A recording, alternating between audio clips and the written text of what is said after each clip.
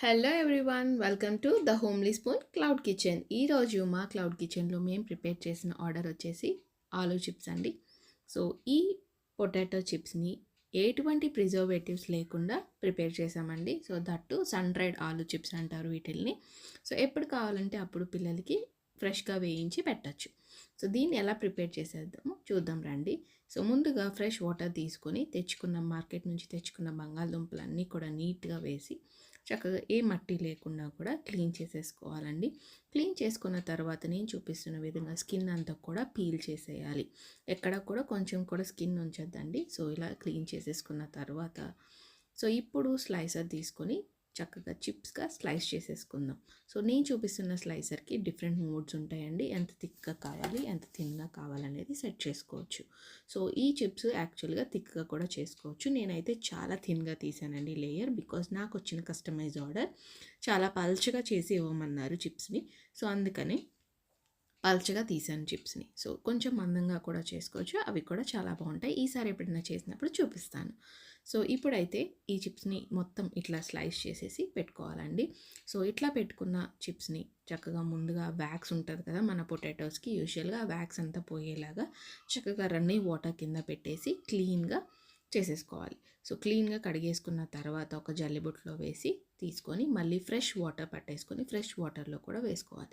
So ఇప్పుడు ఈ fresh వాటర్లో చిప్స్ని వేసేసి కొంచెం సాల్ట్ వేసి 70% కుక్ అయ్యేంత వరకు ఉంచి మరలా తీసి వాటర్ పోయేదాకా వడకట్టుకోవాలి. సో వడకట్టుకున్న వాటిని పక్కన పెట్టేసుకోవాలండి. ఈలోపు నేను వీటిని దేని మీద ఆరబెడతానో ఆ షీట్ని మీకు ఒకసారి చూపిస్తాను. ఇప్పుడు నేను చూపిస్తున్న విధంగా వీటిని వడకొట్టుకొని పక్కన పెట్టేసేయండి.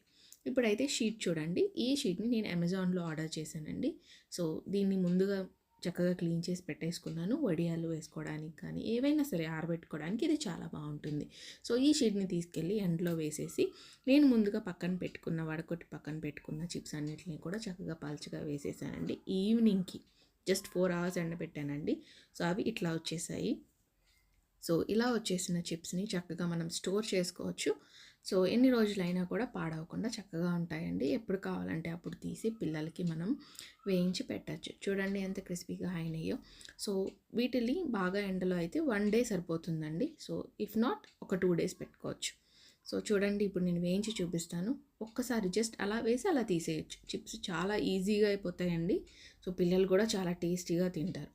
ఇట్లా 1 by 1 వేసుకోవచ్చు. మనకు కావాలంటే ఎట్ ఏ టైం కూడా వేసుకోవచ్చు. పల్చగా ఉంటాయి కాబట్టి సో నేనైతే 1 by 1 వేసి చూపిస్తున్నాను మీకు. సో ఇలా వేయించుకున్న చిప్స్ మీద మనకి కావాల్సినట్టుగా మసాలా చల్లుకోవచ్చు. పెరి పెరి వేసుకోవచ్చు. ఉప్పు కారం చల్లుకోవచ్చు. సో నేనైతే ఇక్కడ red chilli powder and salt చల్లి చూపిస్తున్నాను మీకు. సో చూడండి మన చిప్స్ ఎంత అందంగా ఎంత క్రిస్పీగా రెడీ అయిపోయినాయో.